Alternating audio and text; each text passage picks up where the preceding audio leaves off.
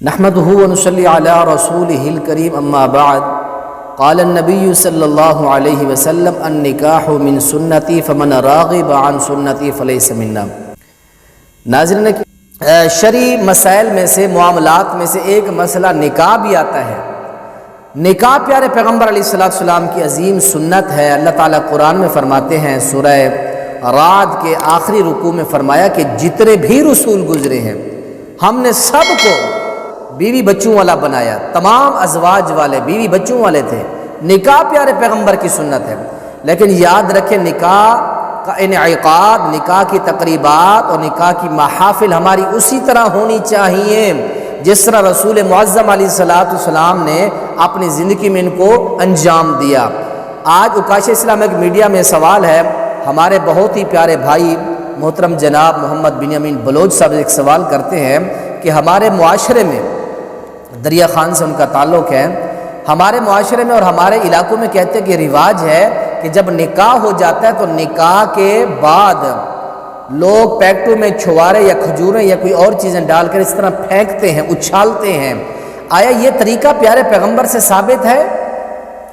اس حوالے سے آج آپ کے سامنے میں کچھ وضاحت اور کچھ بیان چیزیں رکھنا چاہتا ہوں۔ تو ناظرین کرام، 3 حدیثیں ہیں، 3 روایتیں میں آپ کے سامنے رکھنا چاہتا ہوں۔ 2 روایتیں اماں جی عائشہ رضی اللہ عنہا کے حوالہ سے، اور ایک روایت ہے سیدنا معاذ بن جبل رضی اللہ تعالیٰ عنہ کے حوالہ سے۔ تو دیکھیں ناظرین کرام، ان 3 حدیثوں کو میں آپ کے سامنے پہلے رکھتا ہوں۔ سب سے پہلی روایت ہے، اور یہ روایت بہقی کے اندر آتی ہے، ان عائشہ رضی اللہ عنہا ان رسول اللہ صلی اللہ علیہ وسلم تزوج بعد نسائه فنثر علیہ تمر۔ یہ بہقی کے اندر روایت ہے کہ اماں جی عائشہ رضی اللہ عنہ حدیث کے راویہ ہیں کہ رسول اللہ صلی اللہ علیہ وسلم نے اپنی کسی عورت سے شادی کی تو آپ نے خشک کھجوریں بکھیری گئیں، اس طرح پھینکی گئیں، اچھالی گئیں، یہ کھجوریں نکاح کی تقریب کے بعد۔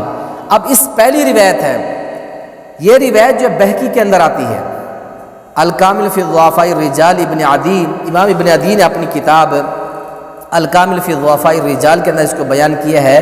تو اس کی سند کے اندر حسن بن عامر بن سیف العبدی ایک راوی ہے، امام علی بن مدینی رحمۃ اللہ علیہ، امام بخاری نے دونوں استاذ اور شاگرد دونوں محدثین نے اس راوی کو کذاب کہا ہے۔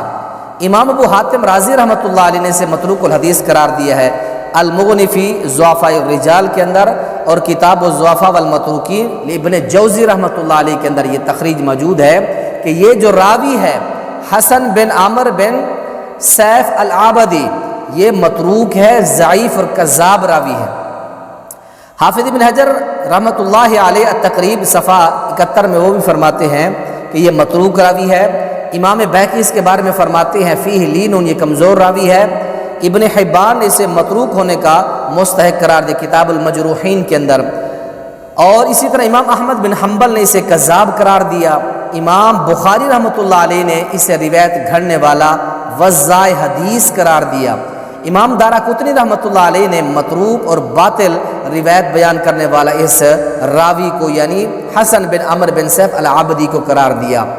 تو ناظرین، اسی طرح علامہ محمد طاہر پٹنی ہندی، انہوں نے بھی اس روایت کو باطل قرار دیا تذکرۃ الموضوعات کے صفحہ 126 کے اوپر۔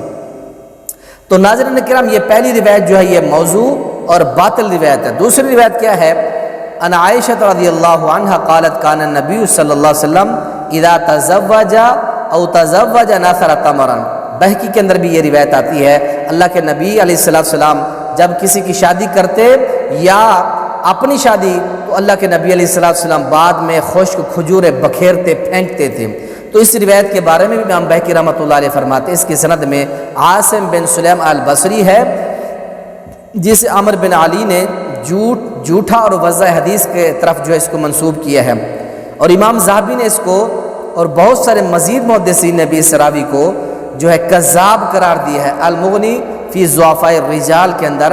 تو معلوم ہوا کہ یہ روایت بھی من گھڑت اور جھوٹی روایت ہے۔ یہ 2 روایتیں اماں جی عائشہ رضی اللہ عنہ کے حوالہ سے، یہ دونوں باطل اور جو ہیں ضعیف ترین اور من گھڑت روایتیں ہیں۔ یہ پیسے تک اللہ کے نبی تک یہ عمل نہیں پہنچتا، بلکہ یہ درمیان میں لوگوں کا یہ جھوٹ گھڑا ہوا اللہ کے نبی تک اس کی نسبت نہیں جاتی۔ اللہ کے نبی نے فرمایا من کذب علی متعمدا فلیتبوأ مقعدہ من النار، جو نبی کی طرف غلط عمل کی نسبت کرے گا اس کا ٹھکانہ جہنم ہے۔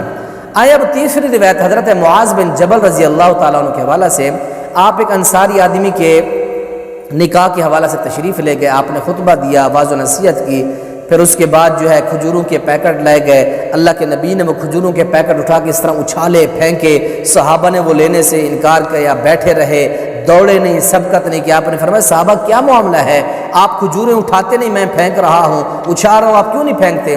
صحابہ کہنے لگے کہ یا رسول اللہ صلی اللہ علیہ وسلم آپ نے لوٹ مار کرنے سے منع فرمایا ہے۔